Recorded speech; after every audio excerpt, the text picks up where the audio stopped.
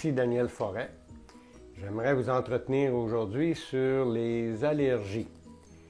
Les allergies, dans ce que moi j'ai étudié ou appris, c'est rien d'autre qu'un programme. L'allergie n'a rien à voir avec ce à quoi vous êtes allergique. C'est assez spécial, mais c'est comme ça que ça fonctionne.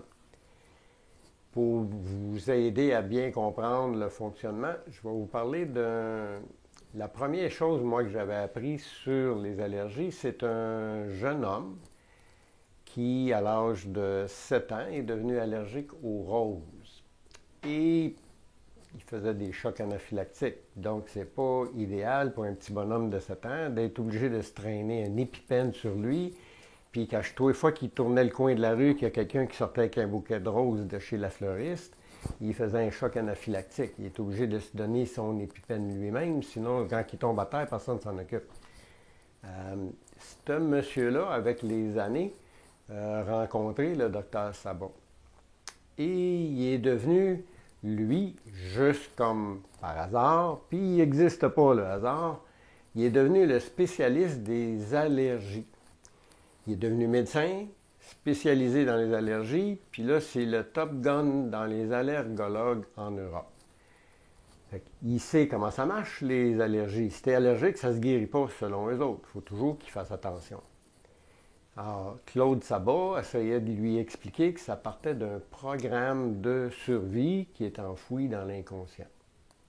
Fait qu'à force de travailler avec Claude, il l'a décodé une bonne journée, puis il raconte son histoire. Le petit jeune homme, il dit « Comment ça a commencé ton affaire? » Il dit « Moi, je suis arrivé à la maison. » Il dit vers l'âge de 7 ans, puis il dit « Mon père m'attendait assis dans les marches, 2-3 marches avant de rentrer au rez-de-chaussée.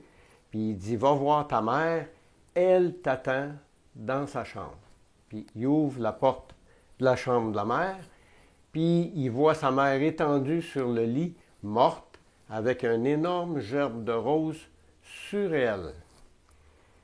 Le cerveau du jeune homme a enregistré les données qui étaient là. La maman est morte.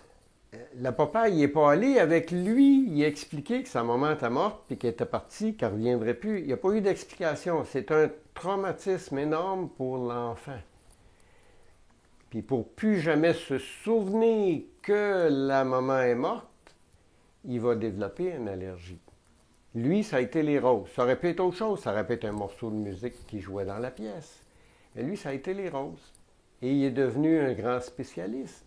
Puis comme il n'y a pas de hasard, on en a déjà parlé, il s'est marié avec la fille d'une généticienne en rose. Si vous avez un peu mon âge, c'est la dame qui a fait des croisements dans les roses qui a trouvé la rose noire. Alors, cette généticienne-là, la jeune fille, a été élevée dans des serres de roses à la journée longue. Elle est habituée à voir des roses, elle est habituée à l'odeur des roses. Vous vous imaginez le travail qu'il faut qu'elle fasse pour fréquenter ce jeune homme-là qui est à la faculté, puis qui est allergique à ce qu'elle adore, puis qu'elle a été élevée dedans. Moi, je fais juste m'imaginer comment est-ce qu'ils font pour aller avoir un souper en tête à tête, tous les deux. Il faut les stériliser, les parents, la jeune fille, les vêtements, pour pas qu'ils deviennent allergiques. Sinon, il fait un choc anaphylactique. Mais ils s'aiment. Puis on finit par se marier. Puis là, après 2-3 ans, lui, il est rendu à la Salpêtrière à Paris, puis il travaille, puis finalement, il arrive un petit peu plus de bonheur cette journée-là. Il rentre chez lui, puis il ouvre les 2 portes françaises qui donnent dans le salon, puis il voit un énorme gerbe de roses sur la table. Il fait... Puis il s'étouffe. Sa femme était dans la cour en arrière. Elle l'attendait, elle l'a entendu. Il l'avait appelé par son prénom, mais là, elle l'attend dehors, puis il ne sort pas, fait qu'elle rentre en dedans. Il est en train d'étouffer, il a les lèvres bleues, il est en plein choc anaphylactique, puis comme tout bon médecin, il n'y en a même pas une sur lui parce qu'il travaille à l'urgence à la journée longue. Alors, ils ont appelé le 911 à l'urgence à l'hôpital. Plusieurs heures plus tard, il s'est mis à revenir un petit peu à lui, puis il demande « Tu voulais-tu me tuer? » Ben, il répond « Non. » Elle dit « Je voulais pas te tuer. »« Oui, il m'a dit il y avait les roses. »« Oui, mais elle dit qu'ils sont en plastique. Puis il fait comme... Puis là, il dit, de la santé? Non, ils n'ont pas d'odeur. C'était juste pour satisfaire mon besoin à moi d'avoir des roses. Ça me manquait.